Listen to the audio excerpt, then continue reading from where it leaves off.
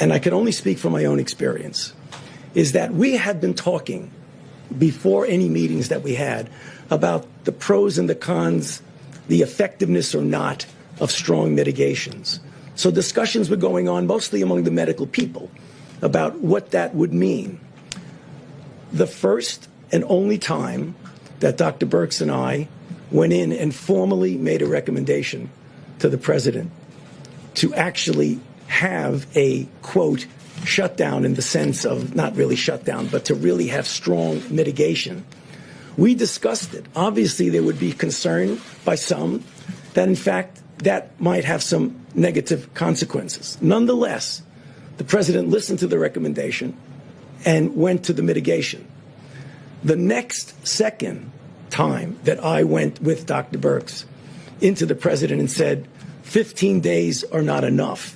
We need to go 30 days. Obviously, there were people who had a problem with that because of the potential secondary effects. Nonetheless, at that time, the president went with the health recommendations, and we extended it another 30 days. So I can only tell you what I know and what my recommendations were. But clearly, as happens all the time, there were interpretations of that response to a hypothetical question that I just thought it would be very nice for me to clarify because I didn't have the chance to clarify. Thank you. The date.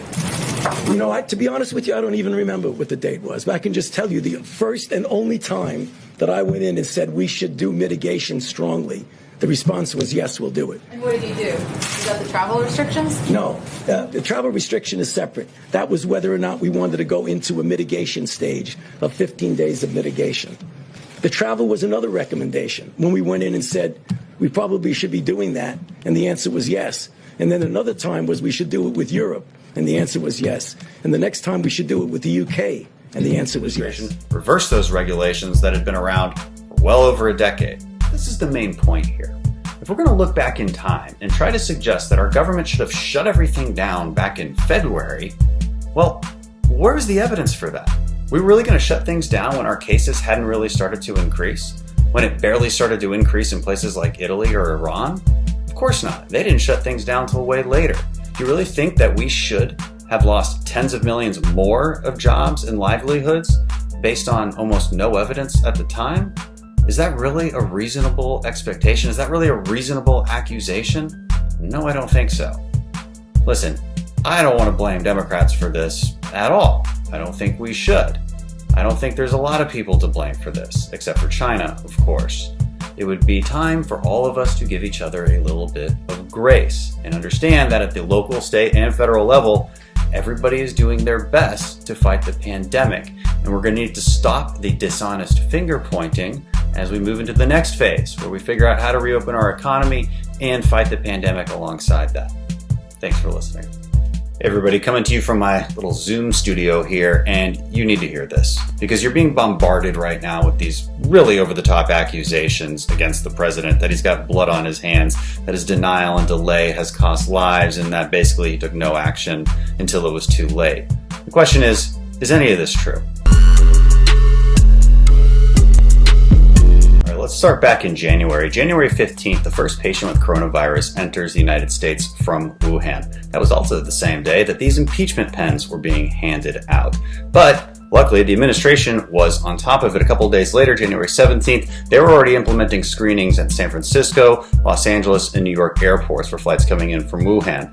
But still, even about a week later, our mainstream media was still promoting things like this. Doctors saying, hey, this isn't a big deal, not much more dangerous than the flu. Nevertheless, President Trump did implement that travel restriction on January 31st, even though things like the World Health Organization were saying no need to limit trade and movement. And they largely criticized President Trump's travel restrictions. Same day, January 31st, that Nancy Pelosi proposed the No Ban Act, which would actually stop President Trump from implementing the life-saving travel restrictions that he did implement. So was everybody else really sounding the alarm at this point in time? No, of course not. Headlines like these were being written, and constantly, and by mainstream outlets. Again, I don't blame them. These are the facts they had at the time. Adam Schiff, the chairman of the Intelligence Committee, was getting regular updates in that committee. but he didn't even publicly talk about coronavirus until February 25th. And let's not forget that President Trump did talk about the coronavirus in the State of the Union on February 4th. What happened to that State of the Union? That happened. So fast forward a couple of weeks when the president actually asked Congress for supplemental funding to combat the virus, $2.5 billion. What did Nancy Pelosi do? Instead of putting that money on the House floor to be voted on, she put a bill to ban flavored tobacco. That was the priority of the Speaker of the House. You also hear a lot of criticism for Trump being overly optimistic. But this is what Nancy Pelosi was saying in late February, telling people to go out and enjoy themselves for the Chinese New Year. Come to Chinatown.